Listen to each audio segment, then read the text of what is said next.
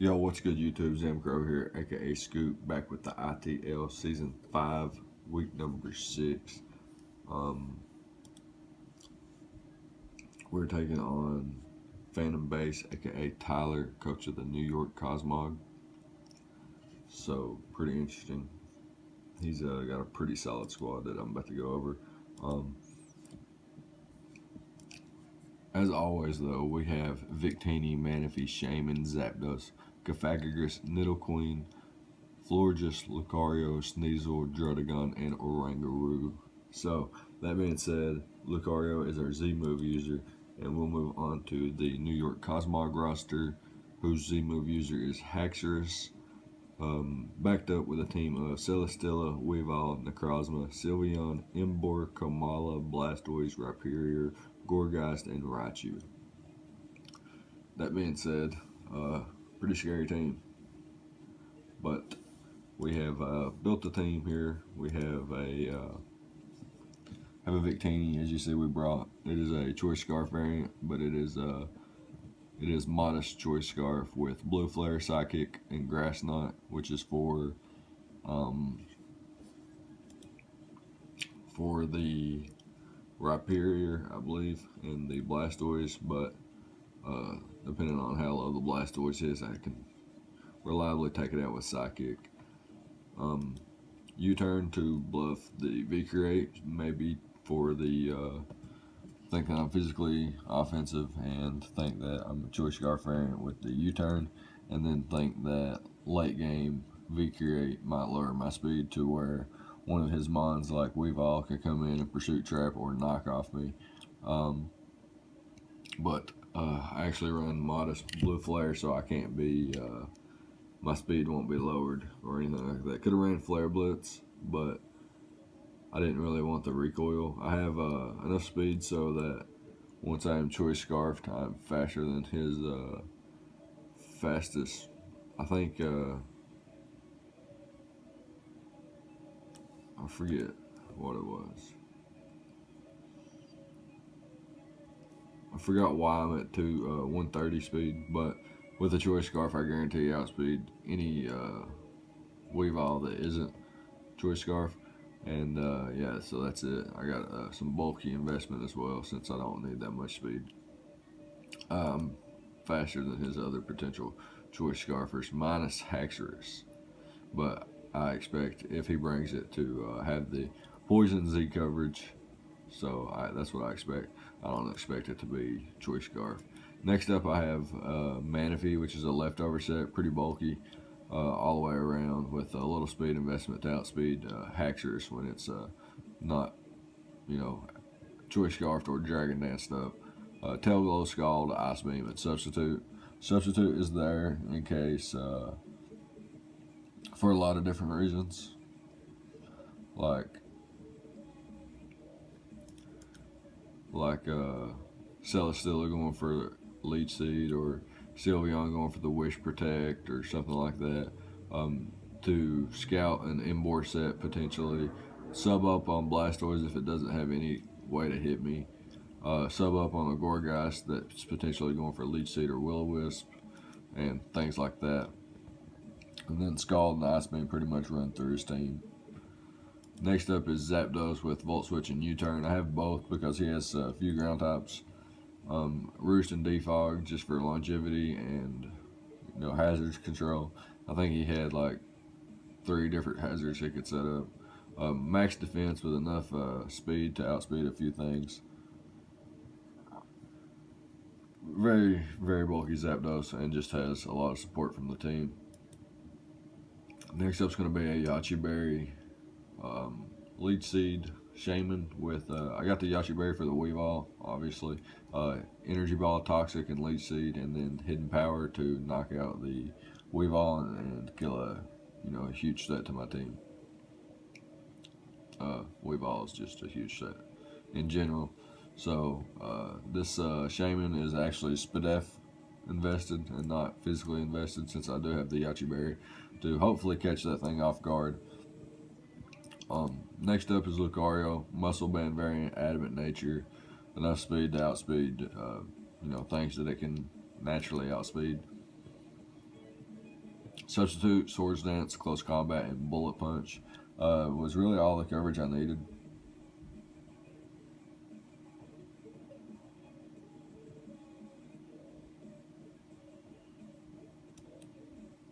And next up is Needle Queen, which is a focus sash variant, stealth rock lead, earth power, sludge wave, flamethrower, sheer force, no speed to outspeed, just quite a few of his slower mons,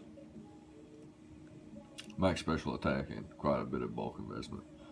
So, yeah, that being said, I guess we can hop into the battle here.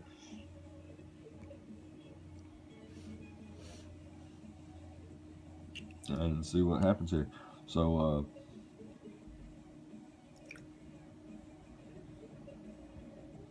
I do have the Choice Scarf Victini, which I thought was a potential lead, but I'm actually going to lead with my Shaman to catch anything off guard with Toxic and Elite Seed.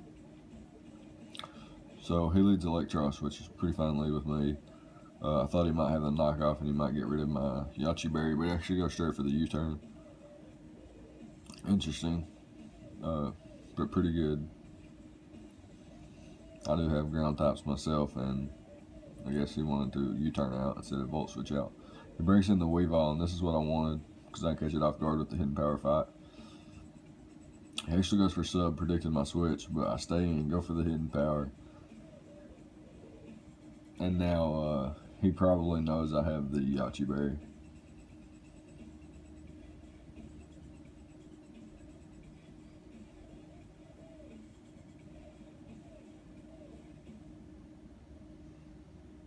He switches out to Kamala,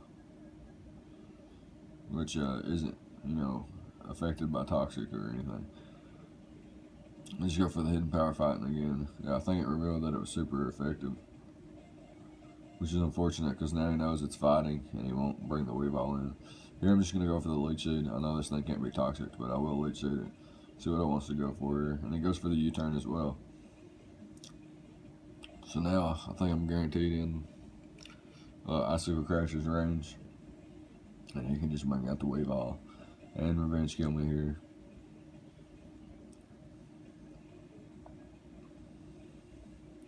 He just goes for the knockoff though, doesn't want to chance it, which is pretty good play because he's going to miss the Icicle Crash anyway. Knockoff was his best play. Now I bring in Victini to show my Choice Scarf and make him think that I am physically offensive,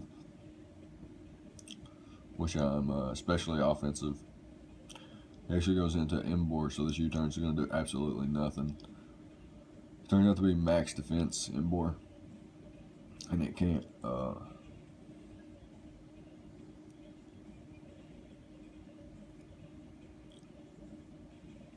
And it takes, it takes 0 damage from Victini. I bring in Needle Queen here to force it out, or see if it wants to attack me and get Earth powered in return. I'm going to set up my rocks here as he goes into the Electros, which is Toxic, so I'm fine with this. I got to preserve my sash though, so I want to actually keep my sash in the back. I will opt to go for the Sludge Wave here though, and risk my sash being broke. He goes for the Super Fang and misses. And at this point, I was like, I could really keep my sash now and switch out here into Zapdos and Toxic stall this thing a little bit with the Roost. But he's actually going to withdraw as well, so I'm not sure what he was predicting, but he actually goes into Kamala, which I can't Toxic, which I don't even have Toxic on Zapdos, but even if I did, I couldn't Toxic it, so there's no reason for Zapdos to run Toxic as well. And I can just Volt Switch out here. Takes 0 basically. I can go out to Lucario here. Force it out if it doesn't want to take a close combat. But I'm just going to Swords Dance up here. Or actually, I think I reveal Substitute.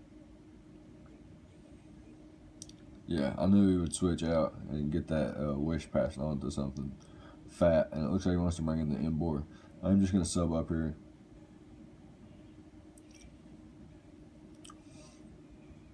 Force him to attack me to break the sub. And I'm going to go for a close combat here and see how much damage I can do to this monster of a pig. Now it's a roll. Looks like it does a little over half. This is a roll to knock him out with the next hit. After his recoil, and I think he's leftovers variant.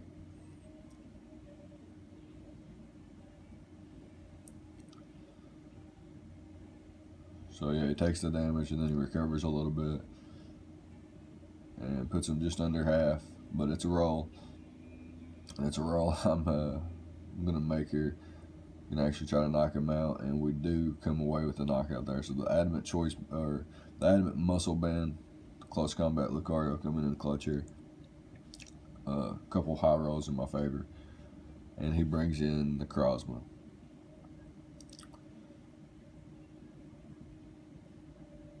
Here I hard switch into Manaphy to see if this is a Calm Mind variant. I want to tail glow up immediately beside it so I can at least hit it for solid damage, and Scald has the potential to burn. He actually goes for the Autotomize though, and reveals Psyshock, which isn't gonna be able to 2-hit KO me, and I can tail glow up and then force him out because now he doesn't want to take a +3 Scald when he's unboosted himself in terms of special defense. And yeah, he does switch out there. Reveals that he's offensive though, and a setup variant. So he hard switches into Kamala here as I go for the the Scald. If I would have went for Tail Glow again there, that would have been overkills. Anyways.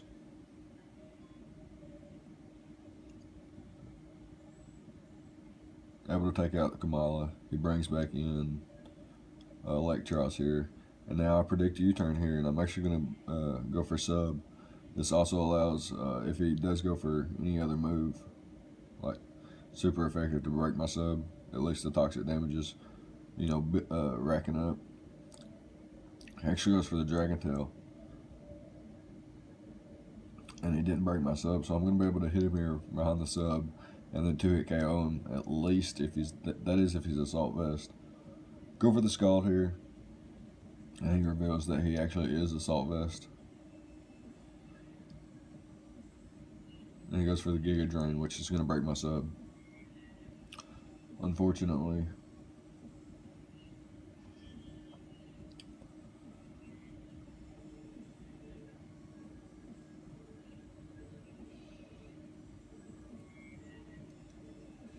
Now I am able to 2-hit KO him, but he will die to this toxic damage, meaning Shaman will get the knockout for that.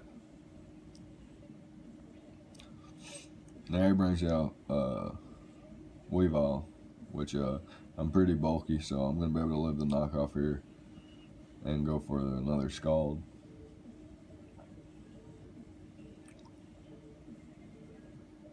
And unless he got a crit there, man, if he just cleans up the match.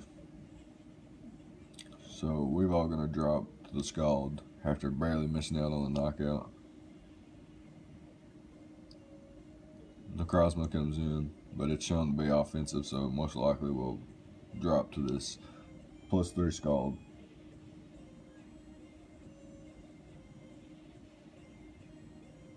And it does, so looking like Manaphy going to be able to clean up here as the Rhyperior comes in. There's no way it lives.